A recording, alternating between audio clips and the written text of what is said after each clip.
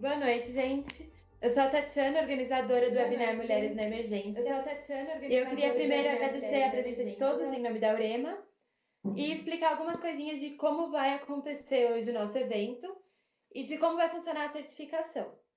Então, primeiro de tudo, eu quero saber se vocês estão conseguindo me ver bem, se o áudio tá bom, para a gente poder continuar.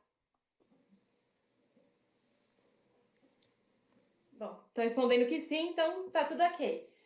Hoje o nosso evento ele vai fazer parte de 2 aulas e no final de cada aula a gente vai ter uma discussãozinha rápida com as nossas palestrantes sobre como que é ser mulher, trabalhar na emergência, essa coisa toda, e tirar as dúvidas de vocês sobre as aulas.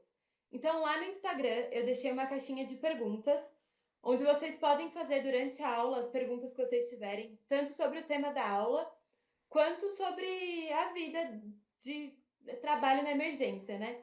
Então vocês mandam lá o que vocês quiserem, que assim que terminar a aula, eu volto aqui para conversar com as nossas palestrantes e passar para elas essas perguntas. Sobre os certificados, como que vai funcionar? Devido à grande quantidade de inscritos, a gente não conseguiu fazer através de uma plataforma que confirme a presença de vocês automaticamente. Então, durante o evento, eu vou falar para vocês 2 palavras-chave que vocês têm que anotar em algum lugarzinho. E assim que terminar o evento, eu vou disponibilizar um Forms, tanto aqui, forma de QR Code, quanto lá no Instagram também, que vocês devem entrar e preencher o nome de vocês completo e essas 2 palavras. Isso vai acontecer nos 2 dias, que é o que vai comprovar para a gente que vocês estavam presentes nos 2 dias para poder fazer a certificação. Então, esse link ele vai ficar aberto durante 1 hora após o término do evento e vocês têm que preencher ele lá. Entre uma aula e outra, a gente vai ter um intervalinho para dar uma volta em casa, beber uma água e depois a gente continua. Então, se alguém tiver alguma dúvida, alguma coisa, pode mandar lá no Insta que eu vou estar respondendo vocês, tá bom? A nossa primeira aula de hoje vai ser sobre os conceitos gerais do choque, que vai ser com a doutora Maria Camila Lunardi, que já está esperando a gente aqui, que é supervisora de residência da medicina de emergência do Hospital Santa Marcelina, preceptora do PSCM do Santa Marcelina, docente em fisiologia e medicina de emergência na FASM, com título e especialidade em medicina de emergência e medicina intensiva. Seja muito bem-vinda, doutora. Obrigada por aceitar participar, dividir um pouquinho com a gente da sua experiência. Pode ficar à vontade para começar. Oi, Tati, boa noite para todos. Começando, eu queria agradecer, né, mais uma vez o convite. Gosto muito de estar junto com vocês, de estar podendo participar, ainda mais nesse evento especial das mulheres na emergência, que é um tema bem legal para a gente tratar também, que parece às vezes algo diferente, né? Para a aula de hoje, né, então eu escolhi o tema do choque e... Bom, Caio, pode passar o primeiro? E assim, eu acho que o tema do choque é uma coisa muito legal em sala de emergência, porque o choque ele é muito abrangente. Quando eu fui chamada para falar sobre isso, né? Eu pensei em alguma coisa que a gente pudesse abranger todas as populações que a gente pode atender dentro de uma sala de emergência, paciente cirúrgico, paciente clínico, paciente pediátrico, a gestante, né? E eu acho que o choque também é um tema que tem muito a ver com mulher, né? Porque o choque ele é muito detalhista, é uma doença muito detalhista. Então eu acho que assim, é aquele negócio que a gente tem que ficar muitas vezes até que remoendo para reinterpretar, e isso daí é uma coisa que é uma característica muito comum da gente, né? Então, para começar, Caio, você passa o primeiro para mim?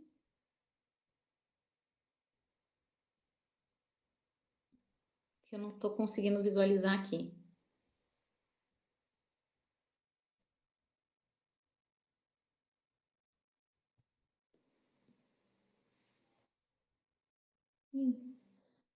Espera só um pouco.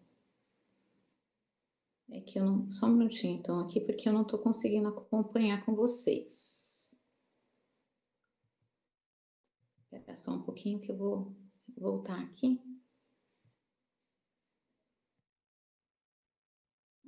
Eu atualizei aqui. Tá atualizando. Então, na verdade, né, quando a gente fala sobre o choque, né, propriamente dito, a gente sempre faz uma pergunta que parece que é uma coisa muito característica do choque, né? Então, assim, choque é hipotensão, né? Ou seja, toda hipotensão é choque. Eu só vou falar para vocês que um paciente está chocado quando ele está hipotenso, ou todo paciente que chegar hipotenso na sala de emergência, eu vou encarar esse paciente como um paciente em choque, né?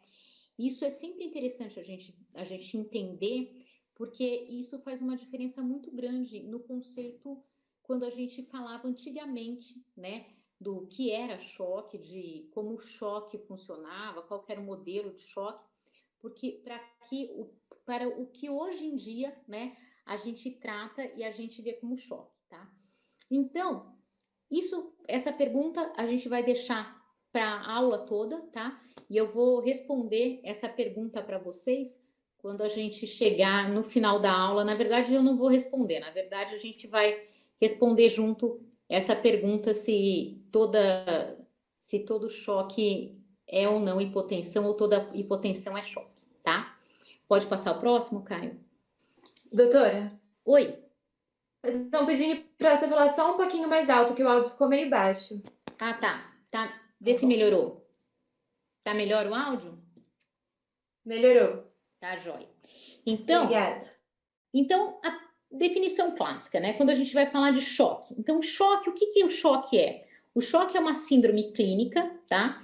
E o choque, ele tem uma característica muito importante. A característica do choque é ele ser, na verdade, micro. Ou seja, eu trato do choque em relação à doença celular, tá? Não uma doença sistêmica, não uma doença mais macro, né? Que a gente teria mais acesso facilmente. Então, o que que o choque é? Ele é uma hipoperfusão dos tecidos, ou seja, eu tenho uma demanda diminuída de oxigênio e de nutriente para os tecidos, e isso é ineficaz para o funcionamento das células. Isso faz com que as células não consigam desempenhar normalmente sua atividade ou qualquer tipo de outra ação que essa célula teria no organismo, tá? E à medida que essa hipoperfusão, né, essa hipóxia, essa falta de nutrientes que a célula está recebendo, ela perpetua, ela agrava ou ela continua, eu começo a ter uma repercussão macro. Daí sim, eu começo a ver, né, a ter sinais dessa situação do choque, não só dentro das células, mas como um sistema todo. E eu evoluo para aquilo que a gente chama de disfunção orgânica, tá?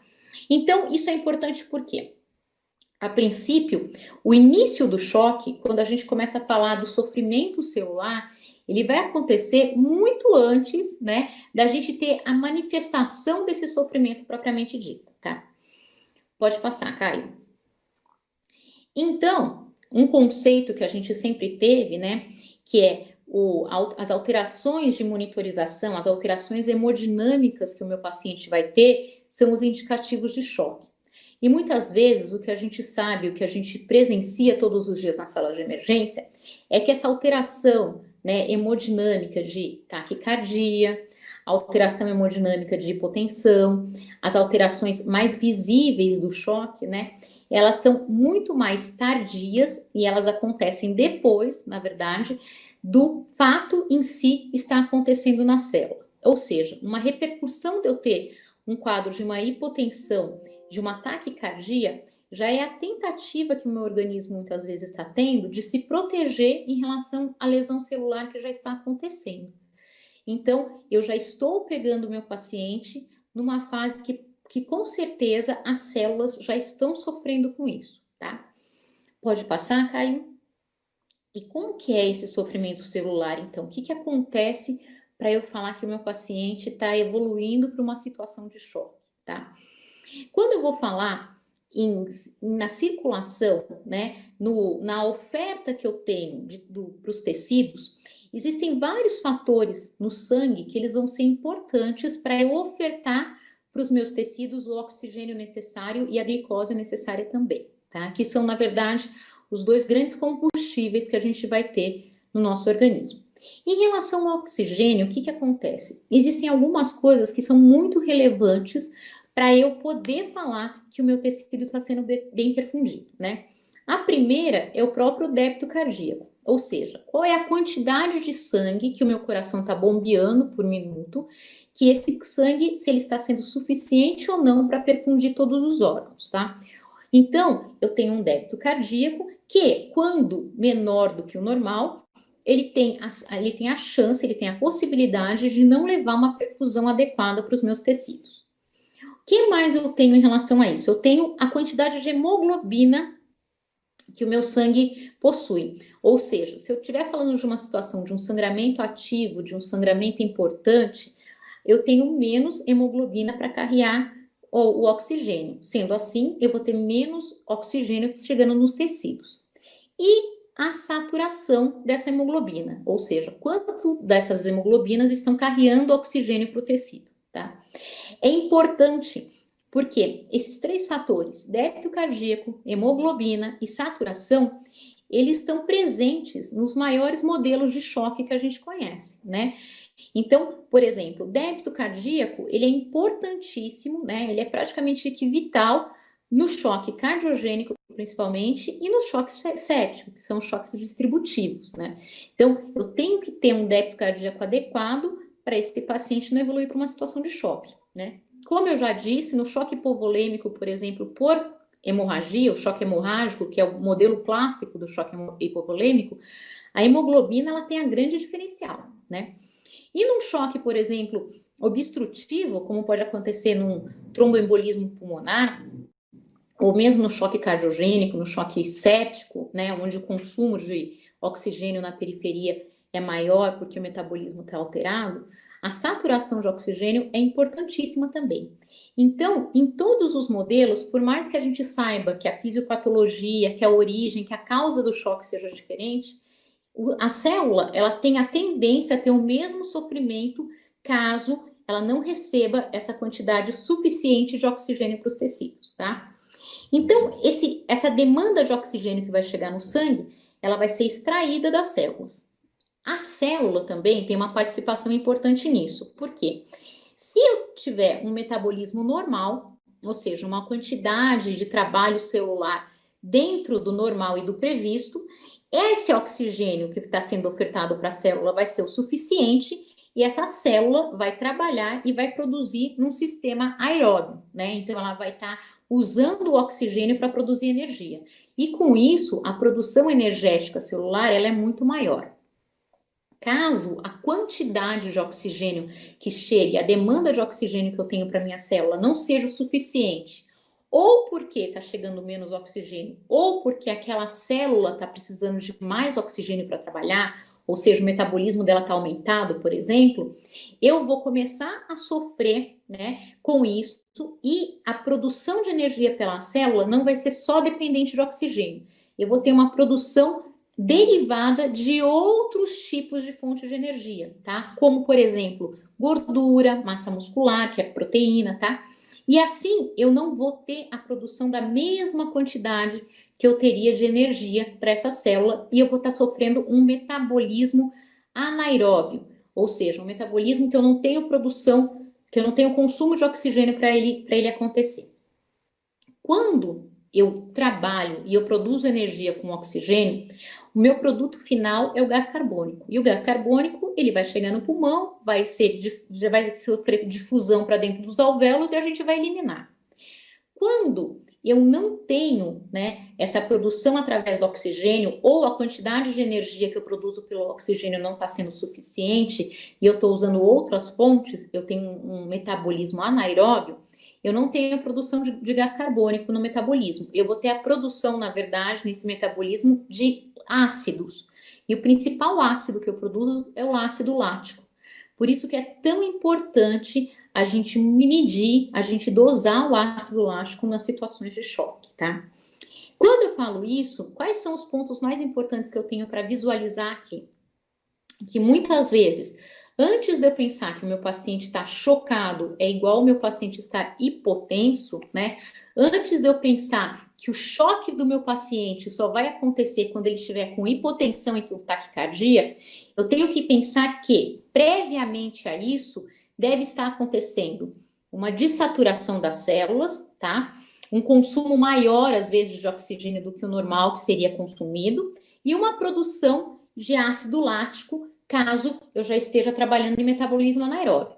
Então, esses marcadores, tá? Eles, para mim, são mais precoces do que o próprio marcador macro, que seria eu aferir uma pressão, por exemplo, para um paciente, para falar ou não se esse paciente está chocado, certo? Então, todas as vezes que eu tenho uma diminuição do débito cardíaco, que eu tenho uma diminuição da quantidade de hemoglobina, que eu tenho uma diminuição da quantidade de saturação que eu tenho de oxigênio nas hemoglobinas, tá? Que eu tenho um aumento da quantidade de oxigênio que eu estou consumindo no meu tecido, esse oxigênio ele vai estar presente no sistema venoso posteriormente em menor quantidade. Então, eu vou ter uma saturação venosa, ou seja, aquela hemoglobina que volta do tecido para dentro do meu átrio direito, eu vou ter aquela hemoglobina carregando menos oxigênio do que numa situação normal. Talvez essa medida para mim também da quantidade de oxigênio que volta no sangue venoso para dentro do coração seja um marcador também mais precoce do que a própria hipotensão e os próprios outros sinais de choque, tá? Pode passar, Caio. Então, quais são alguns marcadores extremamente importantes que eu tenho que avaliar nesse paciente, tá? Primeiro, débito cardíaco, ou seja, a quantidade de sangue que eu tô bombeando pro meu coração, do meu coração para todos os órgãos, ela tá sendo o suficiente para aquele paciente, né? E quando eu falo o suficiente para aquele paciente, é bem diferente de eu falar insuficiência, né? Eu posso falar, por exemplo, que eu tenho um paciente que tem uma insuficiência cardíaca, ou seja, cronicamente esse coração dele, ele sofre, né, por conta de alterações mecânicas, alterações estruturais e assim por diante. Porém, no estado de choque, por mais que eu tenha um paciente que tenha um coração anteriormente normal, que não tenha nenhum grau de alteração de contratilidade, de sofrimento, tá? Aquela situação para aquele paciente pode ser de insuficiência momentânea, ou seja, o débito cardíaco pode não ser suficiente para aquela situação, tá? E isso daí é anterior, muitas vezes, às outras repercussões que a gente vai ter no organismo também, certo? O conteúdo de oxigênio arterial, isso é essencial. A quantidade de oxigênio que eu estou levando para a célula, tá? Ela é essencial para eu ter a hemodinâmica preservada do meu paciente. Isso se dá pela oferta de oxigênio que eu ofereço, né? Pela quantidade de oxigênio que a minha célula está consumindo e pela quantidade de oxigênio que a minha célula está conseguindo extrair, tá? Da corrente sanguínea para a gente poder avaliar tudo isso. Quando eu falo nesse tipo de avaliação, eu estou falando de uma avaliação microscópica. É muito difícil eu falar na sala de emergência que eu consigo fazer essa avaliação microscópica para a gente saber taxa de extração, para a gente saber o consumo, né? Para a gente saber o que está acontecendo diretamente. Então, eu posso ter marcadores indiretos, como eu já disse para vocês, para a gente saber que isso está acontecendo. A partir do momento que eu tenho um aumento da quantidade de ácido lático produzido, eu já sei, tá, que a minha célula não está conseguindo se sustentar com o oxigênio que está sendo oferecido para ela. A partir do momento que eu tenho uma saturação venosa de oxigênio lá no átrio do paciente, que daqui a pouquinho eu já vou falar como que a gente vai fazer isso, eu também e essa saturação tá baixa, tá? Eu já sei que a quantidade de oxigênio que eu tô oferecendo para essa situação do paciente não é boa. Então, isso é sempre importante a gente ter como um marcador primário para a gente avaliar um paciente em choque, tá? Pode passar, Caio. E aqui, tá, mostrando para vocês, então, aquilo que a gente falou sobre a situação do choque. Se eu tiver uma demanda de oxigênio baixa ou um consumo de oxigênio aumentado nas células, eu vou ter sempre um desequilíbrio. E o choque é exatamente isso. Se a gente fosse resumir, choque é um desequilíbrio celular entre a demanda e o consumo de oxigênio, tá? Podendo tanto ser de um lado quanto do outro. De qualquer forma, independente, né, de qual foi o mecanismo que levou essa demanda alterada ou esse consumo alterado, a produção final anaeróbia vai ser o determinante para que eu comece a ter uma série de alterações celulares que vão levar muitas vezes essa célula, inclusive, a um estado de morte programada, de apoptose, né? Então, se eu perpetuar, se essa célula continuar a ter esse sofrimento de baixa quantidade de oxigênio, de baixa perfusão de oxigênio para ela, esse paciente vai começar a ter sistematicamente, de um modo geral, né, de um órgão mesmo, orgânico, né, uma alteração. E é a partir daí que a gente geralmente pega o nosso paciente, tá? É a partir do momento que ele começa a ficar hipotenso, que ele começa a ficar taquicárdico, que ele começa a ficar taquipneico, né? Porque o que acontece? Ele vai ter uma necessidade de mais oxigênio, então ele vai aumentar a frequência respiratória dele para compensar. E é geralmente nessa fase que a gente começa a identificar o choque no paciente. E por isso que o choque, muitas vezes, ele é tão complicado da gente conseguir tratar.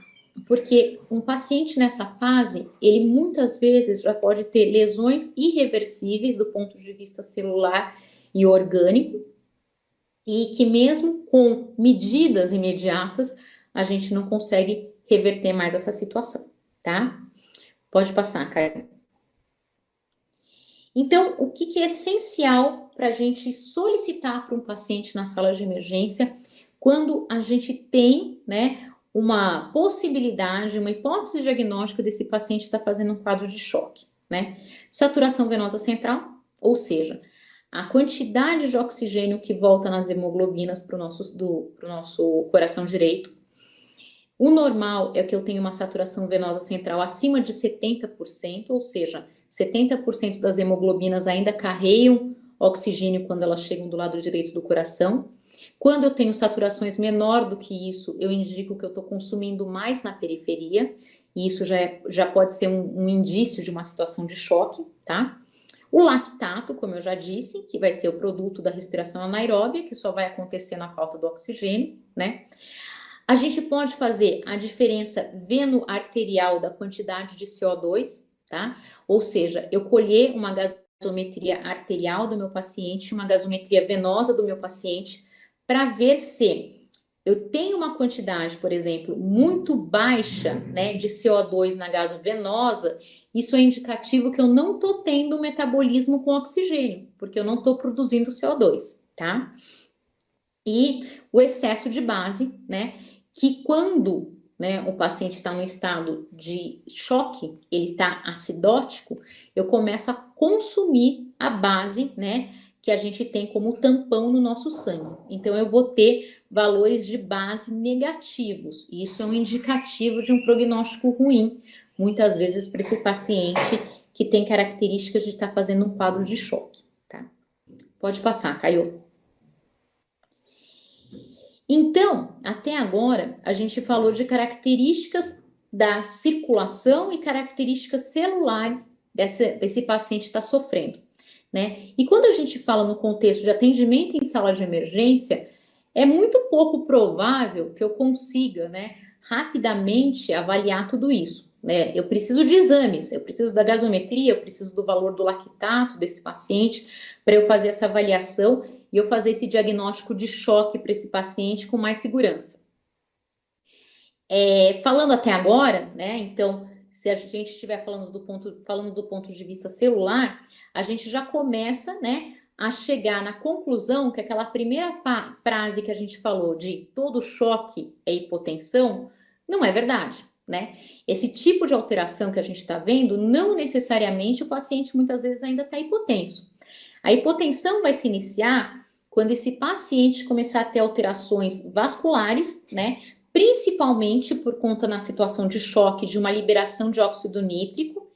E essa situação, sim, que vai levar o paciente a uma hipotensão, principalmente quando eu falo de choque séptico ou choques cardiogênicos, tá? Já no caso de eu estar falando do choque hipovolêmico, que o modelo mais comum que a gente vai ter é o hemorrágico, né? Isso vai acontecer pela perda sanguínea propriamente dita, é por isso que a pressão tende a cair por conta da perda do conteúdo de sangue que esse paciente vai ter, tá? Mas, em geral, o que a gente vai conseguir ver na sala de emergência quando um paciente chegar chocado? a gente vai ver o macro do paciente, ou seja, eu tenho que avaliar algumas características que esse paciente está apresentando para eu poder concluir que aquele estado que já pode estar numa situação de hipotensão é choque ou não, tá? Porque eu fiz uma segunda pergunta também. Toda hipotensão é choque? Então, a gente também tem que avaliar isso. Então, para a gente fazer essa avaliação, o que a gente vai precisar ver? A gente vai precisar ver algumas medidas, né, que podem ser feitas através da monitorização hemodinâmica que eu faço na sala de emergência, para avaliar se esse paciente tem indícios de choque ou não. Então, por exemplo, uma das medidas que eu posso fazer para esse paciente é medida de débito cardíaco. Saber quanto de sangue que esse paciente está tendo de ejeção e quantos litros por minuto que esse paciente está ejetando de sangue para a circulação. Quando eu falo em débito cardíaco, não necessariamente eu preciso ter um débito cardíaco baixo para eu dizer que o meu paciente está chocado. Por exemplo, num choque hiperdinâmico, que é o choque séptico, o paciente muitas vezes ele vai ter um débito cardíaco que ainda pode estar dentro do normal e ele já ter sinais de choque presentes sistematicamente, inclusive com hipotensão, tá? Outra medida que é importante eu fazer é da pressão arterial média, né? A pressão arterial média, por mais que eu já tenha dito que não necessariamente o paciente esteja hipotenso na hora que ele começa a disparar a doença choque, né? Se eu tiver uma PA média menor que 65 milímetros por mercúrio, eu já estou tendo repercussões macro, né, desse sofrimento celular pela falta de oxigênio. E essas repercussões macro, elas vão ter que ser resolvidas de uma maneira mais rápida. Ou seja, eu tenho que avaliar se esse paciente vai precisar, por exemplo, de volume, né? Se esse paciente vai precisar melhorar a bomba cardíaca, se esse paciente vai precisar melhorar a vasoconstrição dele para aumentar a pressão e assim por diante. Então, é um marcador que eu vou ter que avaliar, é a pressão arterial média, né?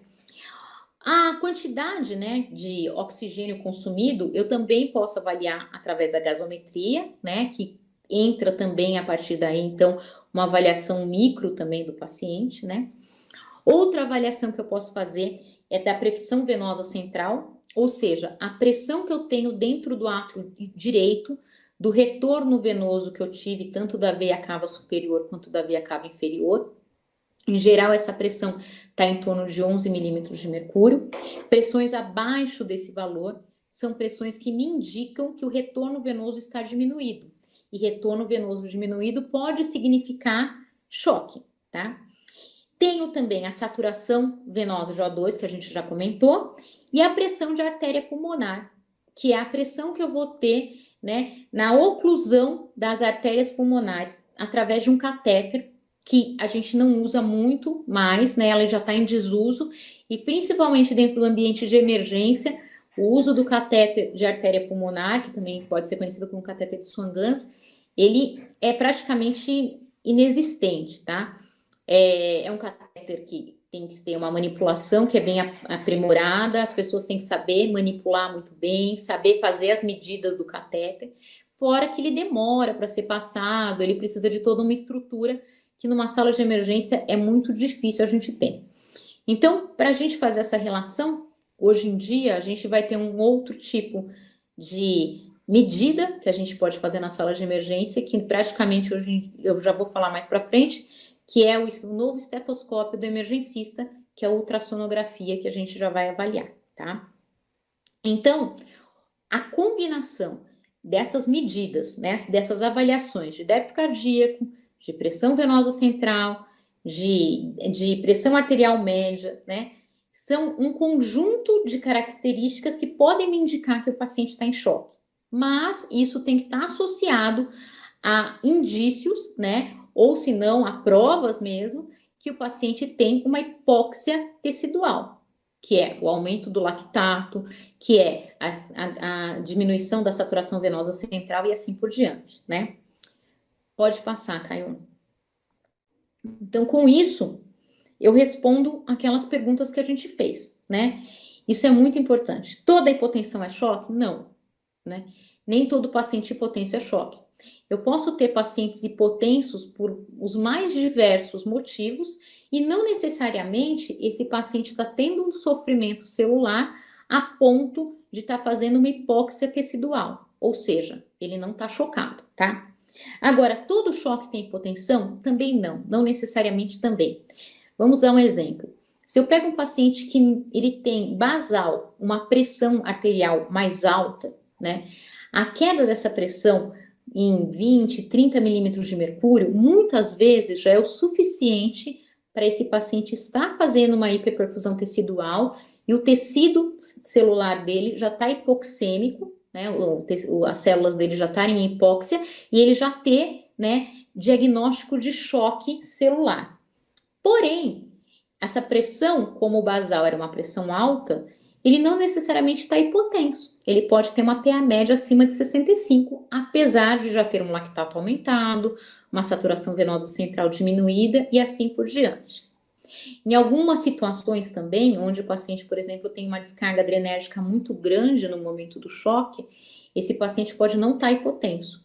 Isso daí é muito importante e é uma característica que a gente sempre tem que valorizar, principalmente no choque hemorrágico.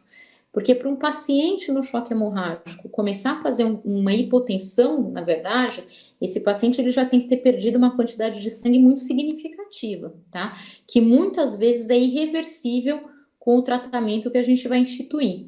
Então é importante a gente ter esse feeling de não esperar o paciente ficar hipotenso para falar que ele está chocado, de avaliar as repercussões celulares que ele pode estar sofrendo, para daí a gente já falar de choque antes da hipotensão, ok? Caio, pode passar? Então, com tudo isso que a gente falou, parece algo meio desesperador, né? Aquele conceito de que choque e hipotensão é a mesma coisa, a gente já começa a desconsiderar.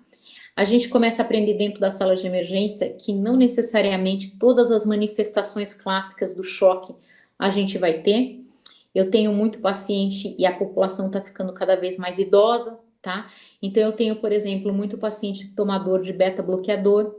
Esse paciente, mesmo em situação de choque, talvez ele não faça uma taquicardia, porque ele vai ter um beta-bloqueio e não vai ser possível ele fazer uma taquicardia, tá?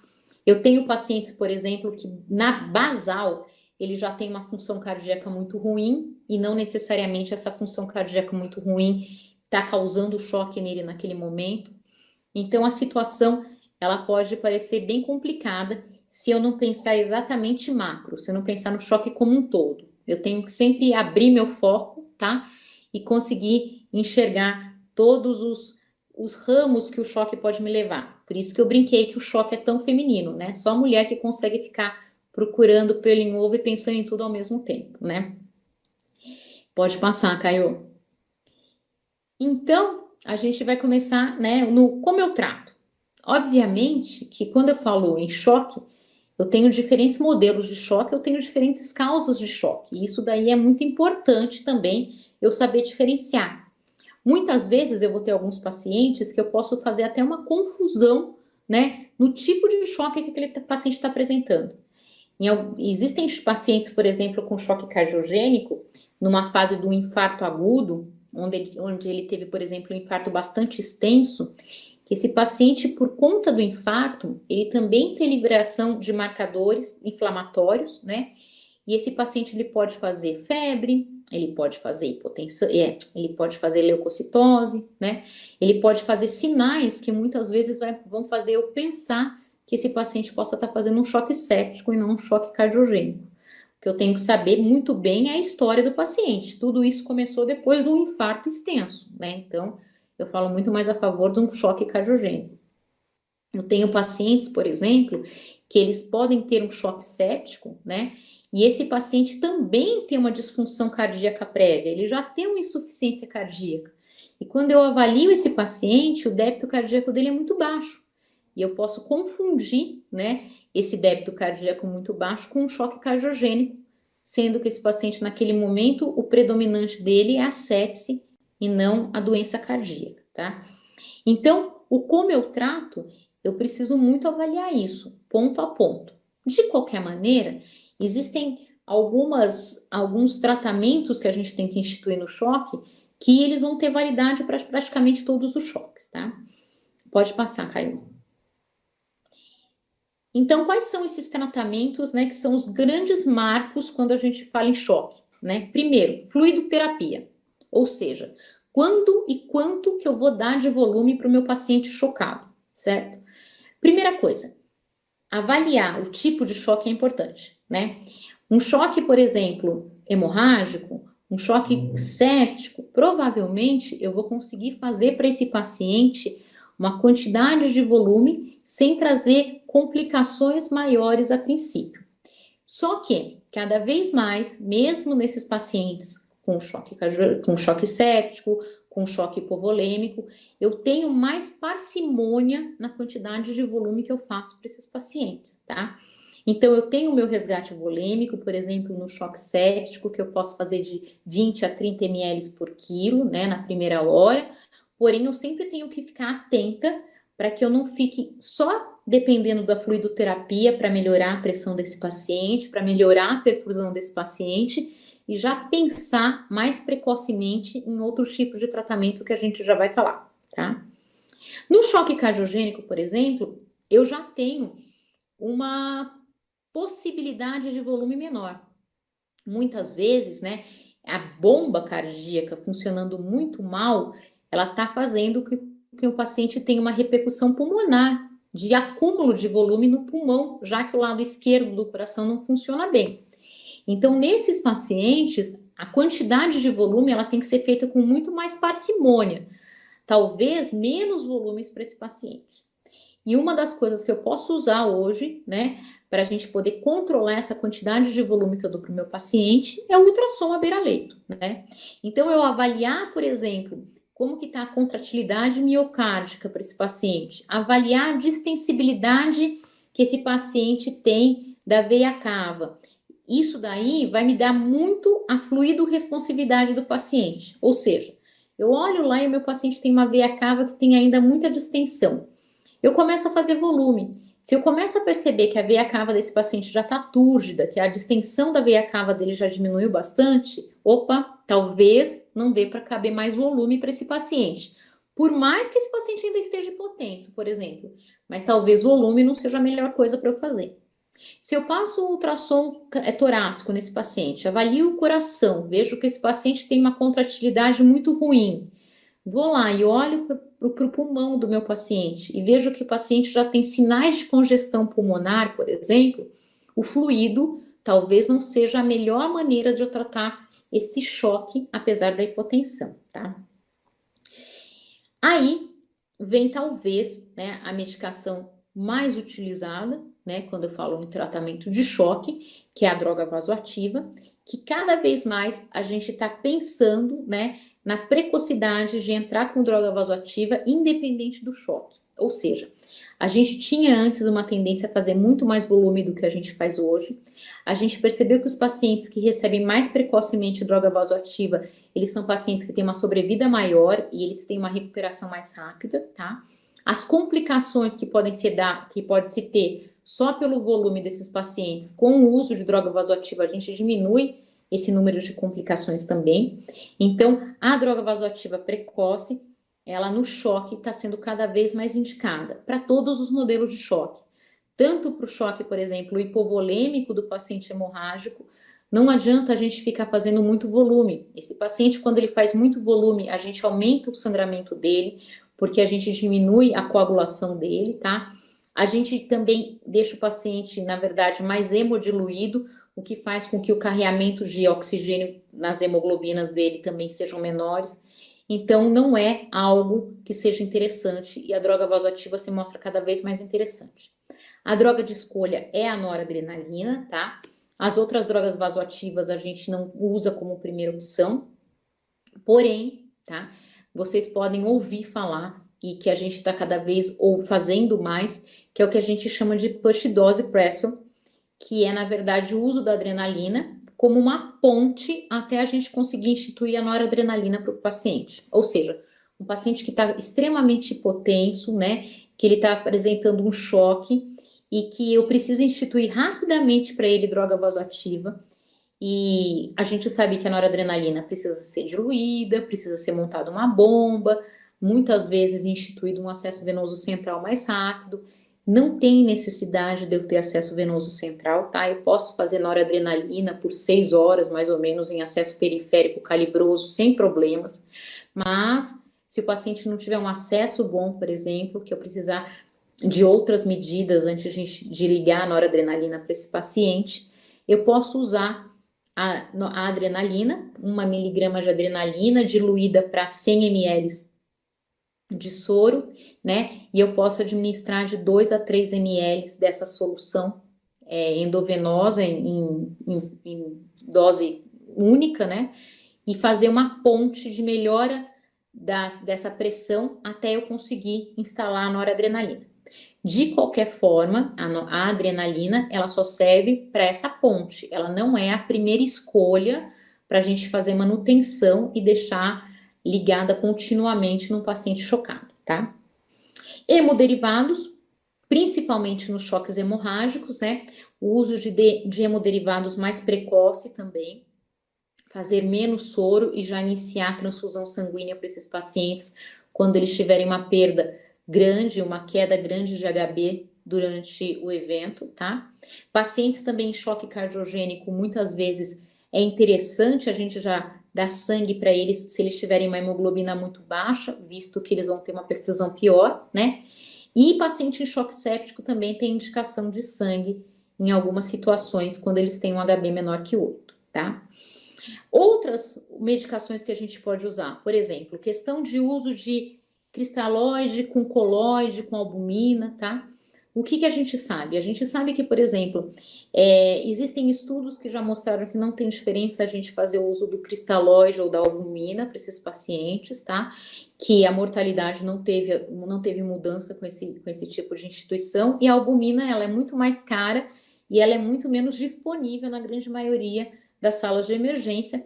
Então, já que não existe esse benefício da albumina em relação ao cristalóide, a gente continua usando fluidoterapia ao invés da gente usar albumina numa sala de emergência, né? Só em algumas situações mais especiais, principalmente nos hepatopatas, que a gente pode pensar no uso depois da albumina para esses pacientes, ok? Pode passar, Caio. E aquilo que a gente já comentou, né? De qual choque nós falamos, né? Isso também é uma coisa muito importante, tá? Principalmente para a gente avaliar esse paciente como um todo. Então, vamos dar um exemplo para a gente ser mais prático. Por exemplo, um paciente cardiopata grave. Um paciente cardiopata grave, muitas vezes, ele já tem uma hipotensão basal por conta da cardiopatia grave, por conta da macrocontratilidade cardíaca que ele tem, e a gente pode acreditar que esse paciente, por estar hipotenso, ele está extremamente chocado, tá? E isso não ser uma verdade tão absoluta. A gente vai ver, por exemplo, nos exames laboratoriais que ele não tem um lactato tão ruim, que ele muitas vezes tem uma saturação venosa central ainda dentro do limite normal e assim por diante, tá? Do mesmo jeito que se eu pegar um paciente que tem uma hipertensão, como eu já disse anteriormente, a queda de 20, 30 milímetros de mercúrio na pressão arterial desse paciente já pode significar um choque por conta da hipoperfusão tecidual que ele vai fazer, mesmo com uma pressão ainda dentro de limites normais, né? Qual choque nós falamos? A gente está falando de um choque hemorrágico, de um paciente, por exemplo, que está com sangramento ativo e visível, que eu posso controlar esse sangramento rapidamente, ou eu estou falando de um paciente, por exemplo, num choque séptico, já numa fase bastante avançada do choque, né? Então, o prognóstico dos choques e de qual choque nós falamos, ele varia muito também de qual é a apresentação e qual é o tempo, né, de choque que esse paciente tem. Pode passar, Caio? E é isso que eu acabei de falar, né? De que fase do choque nós falamos. Eu pegar um paciente numa fase bem precoce de choque, numa fase onde eu já começo a ter as alterações teciduais, né, com repercussões laboratoriais que eu posso ver, mas que ele ainda não tem uma hipotensão instituída, eu muitas vezes, na grande maioria das vezes, fazendo e instituindo para esse paciente todo o tratamento, eu tenho uma chance, né, de sobrevida desse paciente praticamente de 100%. Agora, eu posso pegar um paciente que já está numa fase extremamente avançada do choque, por exemplo, que esse paciente ele já tem uma plegia vascular praticamente, ou seja, a quantidade de óxido nítrico que foi liberado durante o choque, a quantidade de mediadores que foi liberado de resposta inflamatória durante o choque e a quantidade, né, de sofrimento celular que ele já tem, ou seja, aquela morte programada celular já acontecendo, que vai levar à disfunção orgânica desse paciente, né, ela já torna aquilo que a gente chama de choque irreversível, que muitas vezes, mesmo instituindo todas as medidas possíveis, eu não consigo fazer com que esse paciente melhore rapidamente, né?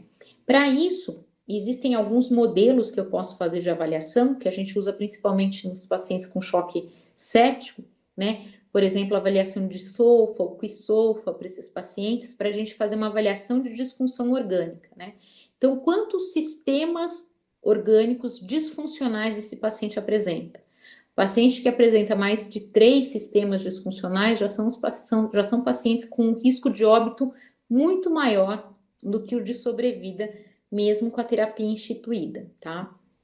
Lembrar também que, quando eu falo de choque séptico, fluidoterapia, droga vasoativa, né, ionotrópico, se for necessário, são medicações que eu tenho que fazer para esses pacientes. Porém, né, o que faz a diferença e a medida salvadora que eu tenho para o paciente em choque séptico, por exemplo, é a entrada precoce de antibiótico terapia, né? Então, quando eu falo em que fase nós falamos do choque, muitas vezes eu estou numa fase tão avançada que mesmo a instituição da antibiótico terapia para esse paciente, ela pouco provavelmente vai conseguir reverter a situação clínica que ele já se apresenta, ok?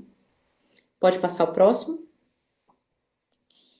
Então, é o seguinte, né? A lição que a gente tem é que por mais, né, que a gente já caminhou por aí e por mais que a gente já ouviu falar de choque, sendo que foi lá Hipócrates, né, o primeiro que falou sobre aquela situação onde a gente tem umas repercussões no corpo, né, que ele descreveu como choque, a gente sabe que tem muita estrada pela frente para a gente ainda tentar, né, evitar que o paciente chegue num estado de choque já de hipotensão, para a gente tentar o mais precocemente possível instituir medidas para que esse paciente não tenha disfunção celular que o choque provoca e para a gente conseguir reverter esse quadro que é tão comum e tão presente nas salas de emergências de todo o nosso país, ok?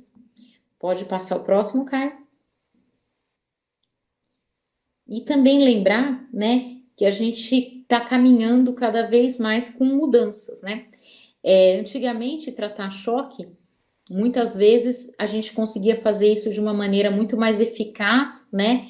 E muito mais efetiva dentro de uma UTI só, porque seria onde a gente conseguiria passar o catéter de artéria pulmonar nesse paciente, fazer todas aquelas medidas, fazer toda aquela avaliação orgânica, né, e sistêmica com as pressões de artéria pulmonar, com o débito cardíaco desse paciente, com a PVC desse paciente, né? E que muitas vezes pro paciente dentro da sala de emergência, a gente não tinha essa chance, né, de dar esse tipo de tratamento para ele, que seria um tratamento de padrão ouro. Porém, hoje em dia, a gente tem a nossa ferramenta, que é o ultrassom. O ultrassom, ele faz uma diferença e ele deu um crescimento no atendimento da sala de emergência, que assim, talvez seja um dos grandes marcos transformadores que a gente teve, né? Vocês vão vivenciar a sala de emergência e vocês vão ver que dentro da sala de emergência a gente usa o ultrassom para praticamente tudo hoje em dia. A gente pode fazer dezenas de diagnósticos, a gente pode inclusive guiar terapêuticas, né, através do uso do ultrassom, e talvez o choque seja um dos modelos que a gente melhor possa fazer esse tipo de avaliação. No choque, a gente pode, tipo de choque que o paciente está tendo através do uso do ultrassom, a gente pode avaliar se o paciente está respondendo à terapêutica através do uso do ultrassom, né? E a gente pode, inclusive, avaliar as complicações que esse paciente está tendo pós-choque, muitas vezes através do uso do ultrassom também. Então, o ultrassom é a nossa ferramenta diária, né? É o nosso arsenal ali para a gente combater as situações que mais podem colocar os nossos doentes em risco, tá?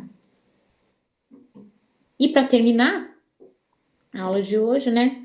Só lembrar que, por mais que pareça uma coisa velha para falar de choque, né? Por mais que pareça um tema batido falar de choque, eu acho que é algo que a gente tem que todos os dias se atualizar, né? A gente tem que todo dia correr atrás, buscar novas informações para justamente a gente conseguir fazer um diferencial naqueles pacientes que muitas vezes a gente já considera, né, que é uma batalha em glória, uma batalha vencida, mas que a gente sabendo manusear esse paciente, a gente vai conseguir caminhar ainda muito mais.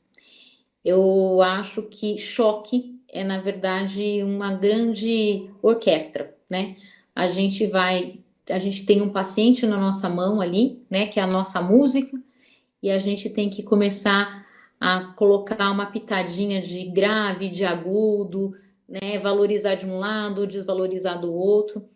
E um bom emergencista é um bom maestro dentro de uma sala de emergência. E o choque talvez seja uma das canções mais difíceis da gente conseguir reger.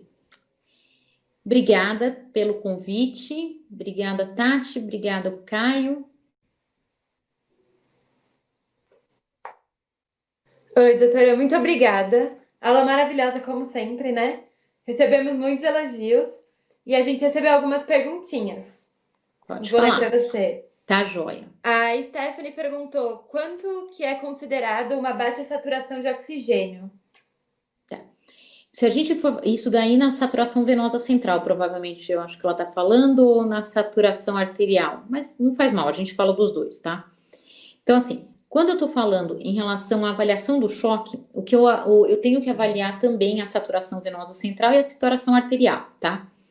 A gente considera, né, uma saturação arterial normal acima de 93, 95% de oxigênio, ou seja, o sangue vai chegar para todas as células carreando, né, 93% das hemoglobinas dele carreando oxigênio para ofertar para a célula.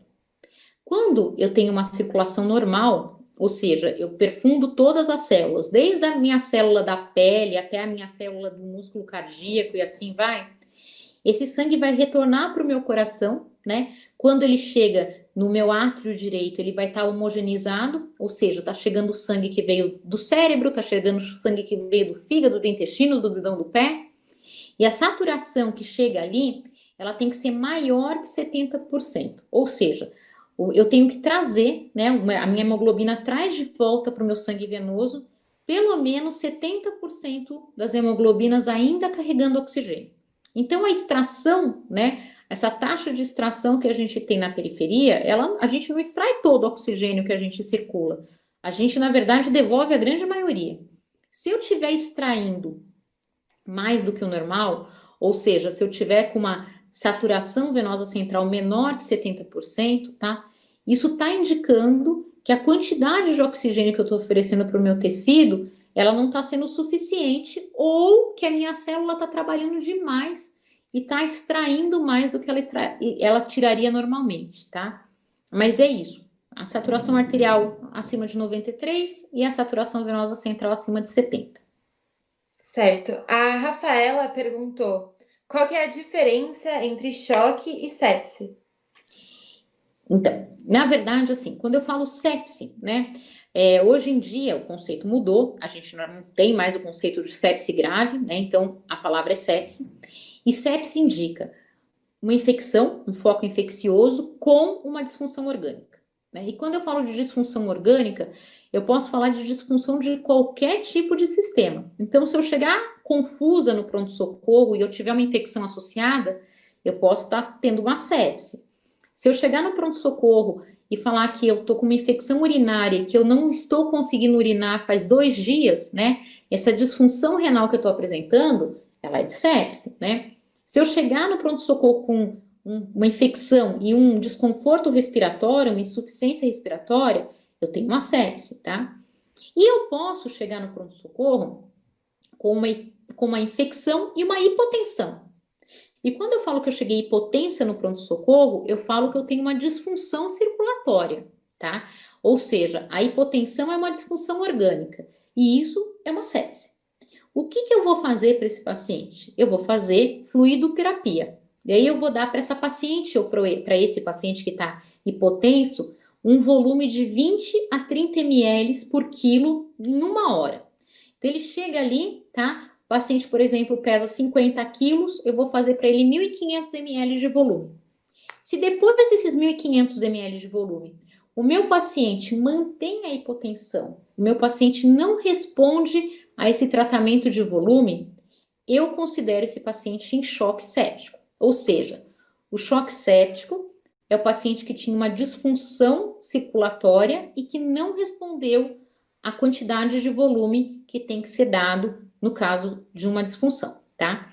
É importante isso, por quê? Porque muitas vezes o paciente chega no pronto-socorro e a pessoa vai lá e o paciente tem 70 quilos e a pessoa dá 500 ml de volume para ele. Ou seja, se você for calcular, ela não dá nem 10 ml por quilo, né? E daí o paciente não responde. Ele, tá chocado, tá em choque séptico. Não, não necessariamente. Eu não fiz a prova de volume adequada. Eu não fiz a prova de fluido responsividade adequada. Eu tenho que fazer de 20 a 30 ml e depois disso, não respondeu, choque séptico. Certo. E a Sol perguntou o porquê que a adrenalina serve apenas como ponte e não como solução. Na verdade, eu posso usar a adrenalina como solução para o paciente que está em choque, tá? Mas geralmente a adrenalina que eu uso para deixar continuamente ligada no paciente, eu já uso para aqueles pacientes que estão fazendo um choque refratário e que eles já não estão respondendo bem à noradrenalina. Então, o que eu faço? Para esses pacientes, a noradrenalina, na verdade, ela é usada porque ela é a droga que, em todos os estudos, melhor mostrou, né, a responsividade do paciente em relação à melhora da pressão, a melhora da perfusão tecidual, a melhora da perfusão orgânica, tá? E que trouxe menores riscos, menor mortalidade, assim por diante, a nossa primeira escolha para choque. Caso eu tenha um paciente que não responda só com o uso de noradrenalina, e eu tenho, logicamente, que um limite para eu fazer noradrenalina, tá? Eu não vou fazer mais que 1,5, 2 microgramas por quilo por minuto de noradrenalina num paciente. Daí eu associo uma segunda droga vasoconstritora, que pode ser vasopressina. Como a vasopressina é uma droga às vezes mais cara e nem todo mundo tem disponibilidade de ter vasopressina, eu posso associar a adrenalina. Daí então a adrenalina eu faço como segunda droga vasoconstritora, eu posso manter, tá? Só que eu não faço a adrenalina para o meu paciente caso eu não esteja com a noradrenalina já ligada, tá? Mas no caso do push dose, né, que é aquela ponte que eu vou fazer, que é só para manter um pouco a pressão do paciente dentro do normal, sem esse paciente ficar extremamente hipoperfundido e chocado, a minha vida da adrenalina é bem mais curta e ela não tem tanta efetividade como a nora. Então, por isso que eu faço só nesse momento. Outra coisa também, né? A noradrenalina, ela tem muito mais receptores em vaso do que em receptor em musculatura cardíaca, né? O que faz com que esses pacientes eles façam uma pressão mais alta por causa da vasoconstrição, mas eles não façam tanta taquicardia. A adrenalina me dá muita taquicardia, porque eu tenho muito receptor para adrenalina no coração, tá? Que é beta 1. Então, o que acontece? Esse paciente ele fica até normotenso, a pressão dele sobe, mas ele faz uma baita de uma taquicardia associada, e isso para o paciente não é bom. Certo. E a última perguntinha foi a Fernanda e a Milena que fizeram, que é se tem muito preconceito com mulher na área da emergência. Acho que hoje em dia não. Que bom! Eu acho que não. Eu acho que a gente está conquistando o nosso espaço, né? Na verdade, assim, ser mulher e ser emergencista, né, é sempre na verdade, assim, não é que seja um desafio, né, mas muita gente encara como com muita limitação. Ou, por exemplo, assim, aquelas perguntas clássicas, né? Ah, você vai viver de plantão? Ah, você não vai ter tempo para nada? Ah, você não vai poder ter filho? Ah, você não vai poder ter família? Ah, você não vai dormir, né? Então, quer dizer, são aquelas perguntas clássicas. Ah, você só vai atender pronto-socorro, né? Ou seja, as pessoas, elas ainda, não só para a mulher, né? Mas ela ainda tem essa visão muito limitada que quem faz emergência, um emergencista, é muito limitado a estar dentro de um PS dando plantão, né? E não, eu sou de formação intensivista, né? Eu fiz medicina intensiva de formação, mas é muito interessante a minha história na medicina de emergência, porque quando eu me formei, quando eu acabei a medicina intensiva, o primeiro lugar que eu consegui trabalhar, de ter um lugar fixo mesmo, foi dentro de uma sala de emergência, de uma sala vermelha, né? E eu fui chamada e eles falaram assim: ah, você já fez medicina intensiva, então vai ser fácil você lidar aqui com a medicina de emergência, né? E eu fui para a sala de emergência e desde então, assim, eu descobri que a minha verdadeira paixão era estar dentro de uma sala de emergência, né? Eu até brinco, eu falo que para a mulher é muito mais fácil estar dentro de uma sala de emergência porque a gente é muito mais observadora, né? E a gente tem que estar ligada e estar vendo tudo. Então você está com um olho aqui no paciente, o outro no outro paciente ali da frente, o outro no paciente que está entrando, né? Então a gente vive nessa situação, né? E não me limitou absolutamente em nada. Eu acho que eu hoje posso falar que eu consegui muito respeito de todos os colegas que eu trabalho, médicos homens, médicas mulheres, né? A gente vê que cada vez mais também o número de mulheres dentro da medicina está aumentando em relação ao número de homens, então a gente acaba tendo tendência a ter muito mais mulher em várias áreas, e na emergência não vai mudar disso, né? Minha vida pessoal, por fazer emergência, também não tem nada diferente de qualquer outra especialidade que eu teria feito. Eu tenho 3 filhos, tenho um cachorro, né? Não dou plantão mais à noite, não vivo de plantão. Eu trabalho hoje como diarista, né, no Santa Marcelina, ou seja, eu trabalho todos os dias de manhã no Santa Marcelina. Tenho outras atividades que não são só atividades da medicina de emergência, né? E dou aula, que assim eu acho que para mim é uma das coisas que mais me gratificam, eu acho que como profissional, né? Eu acho que eu tenho 2 grandes amores. Eu tenho o meu amor aos pacientes graves, que assim eu amo, amo, amo, amo mesmo estar junto dos meus pacientes graves, mas tem uma coisa que me gratifica talvez mais do que cuidar deles, ou tanto quanto cuidar deles, que é conseguir passar aquilo que eu aprendi a gostar, que eu aprendi a amar com meu paciente grave para outras pessoas. E com isso eu tenho os meus residentes e tenho os meus alunos, que assim são uma parte da minha vida que é como da minha vida não só profissional, mas pessoal, que é um crescimento assim que eu tenho gigante. Então, um emergencista, ele não precisa dar plantão todo dia, ele não precisa dar plantão toda noite, ele não precisa dar plantão todo final de semana. Isso daí qualquer pessoa vai fazer no início da carreira, no início da vida de profissional dentro da medicina, né? Hoje em dia, eu tenho os meus horários muito mais de acordo com o que eu quero do que desse tipo de necessidade. E a gente pode agregar outras coisas, como, por exemplo, fazer gestão, né? Então, um emergencista vai ser uma pessoa que vai coordenar, vai gerir, vai administrar um pronto-socorro, visto que ele tem uma visão muito ampla de tudo que acontece ali dentro da sala de emergência, né? Um emergencista pode dar aula, como que eu faço, né? Que eu gosto muito de dar aula. Um emergencista, ele pode trabalhar fora do ambiente hospitalar. Um emergencista, por exemplo, pode até trabalhar no pré-hospitalar, né?